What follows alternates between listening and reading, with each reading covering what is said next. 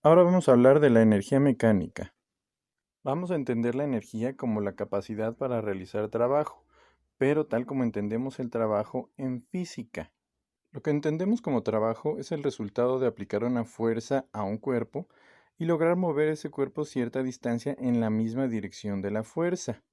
Por ejemplo, si me indican que el trabajo consiste en mover una mesa lateralmente, lo que tengo que hacer es aplicar una fuerza lateral y desplazar la mesa.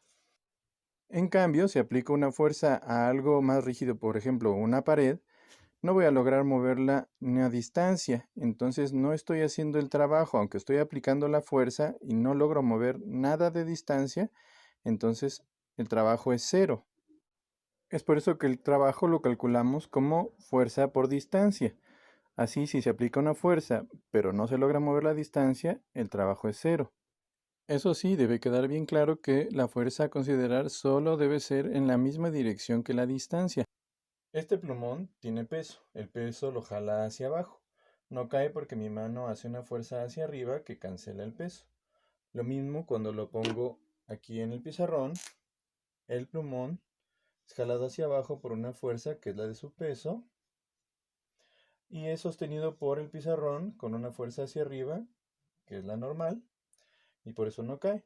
Si yo marco un extremo del plumón y lo desplazo y vuelvo a marcar el otro extremo del plumón, entonces se desplazó una distancia d. Entonces, la pregunta es, ¿qué fuerza es la responsable de haber hecho el trabajo de mover el plumón de lado? Vemos que todo el tiempo estuvieron actuando sobre el plumón tanto el peso como la normal, pero no se movió en la dirección ni del peso ni de la normal ninguna distancia. Solo se movió en la horizontal, en la vertical no se movió nada. Entonces, el peso no hizo trabajo para mover el plumón hacia abajo, la normal no hizo trabajo para mover el plumón hacia arriba. La única fuerza que hizo trabajo fue la fuerza que yo hice lateralmente. De hecho, lo empujé lateralmente con cierta inclinación, entonces de la fuerza que yo hice inclinada, solo la parte que va en la misma dirección de la distancia desplazada es la que se toma en cuenta para el trabajo, porque el trabajo es fuerza por distancia, pero esta distancia y esta fuerza en la misma dirección. Una fuerza que no está en la dirección de la distancia que se hizo, esa fuerza no hizo trabajo. Entonces eso es muy importante. Siempre se considera para el trabajo la fuerza en la misma dirección de la distancia que se logró mover. Cuando exista algún ángulo entre la fuerza y la distancia, debe tomarse el coseno del ángulo para tomar esto en cuenta. Midiendo así el trabajo, entonces si por ejemplo utilizamos newtons para la fuerza y metros para la distancia, obtendríamos la cantidad newton por metro en el resultado. A esta cantidad newton por metro se le llama joule. De manera similar, si se utiliza la libra y el pie, se obtiene la libra-pie, o utilizando la dina y el centímetro, se obtiene dina por centímetro, que se llama erg. Algunas otras unidades pueden ser, por ejemplo, las de energía calórica, como la unidad térmica británica. La caloría, o lo que nos cobran como el consumo de servicio de energía eléctrica, que es el kilowatt hora. Si tengo un aparato de 1 kilowatt funcionando durante una hora, este aparato gastará una energía de 1 kilowatt hora. Ahora, la primera energía que reconocemos es la energía del movimiento. Esta energía se llama energía cinética y para calcularla vamos a utilizar la fórmula energía cinética igual a la mitad de la masa del cuerpo multiplicada por su velocidad elevada al cuadrado. También podemos tener que la energía no esté desarrollando el trabajo en el momento en que nosotros observamos, pero que sí está en posibilidad de desarrollarlo si cambiamos alguna condición. A esto se le llama energía potencial, pues es energía que está en la posibilidad de desarrollar el trabajo.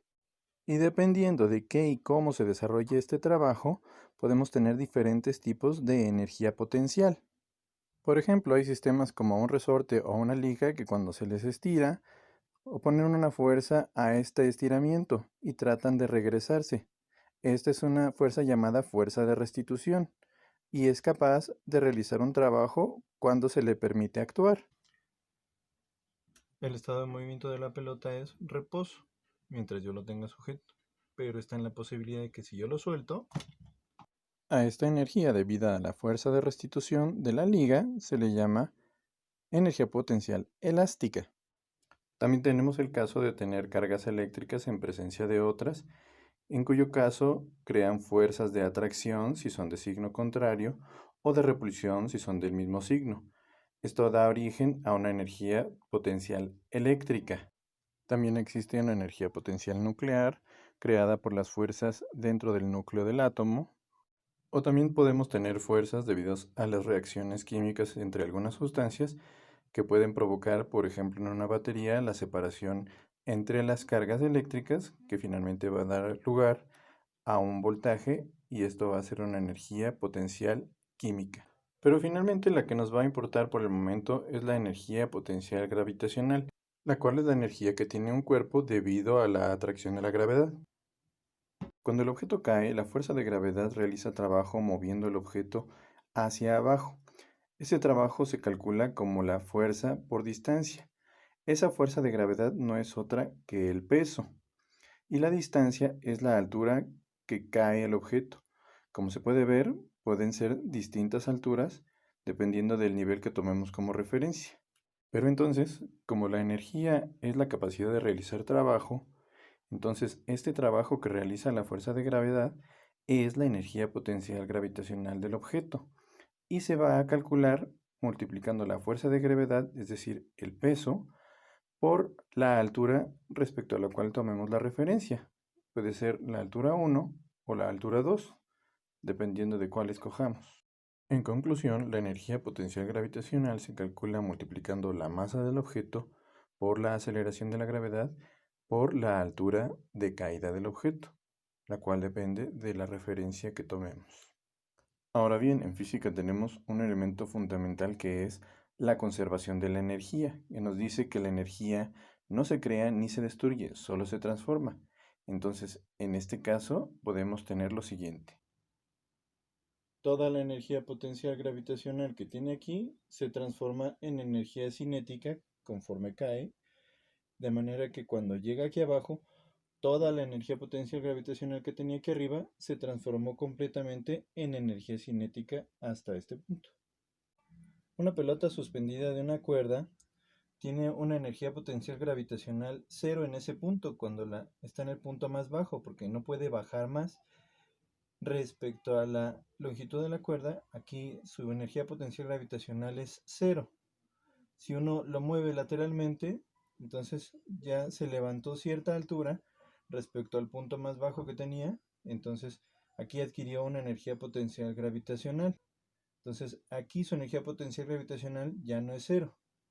Aquí su energía potencial gravitacional sí es cero, pues no puede bajar más. Si consideramos respecto a la mesa, entonces sí tendría una energía potencial gravitacional distinta.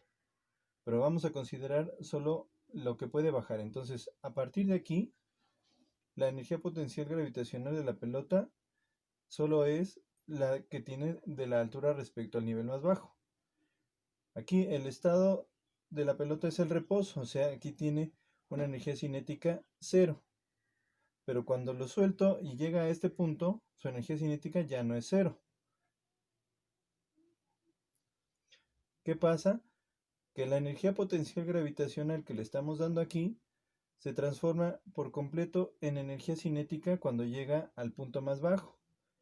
Como llega con energía cinética, empieza a subir de nuevo y empieza a transformar otra vez su energía cinética en potencial gravitacional hasta que llega al punto más alto y de nuevo convirtió toda su energía cinética en energía potencial.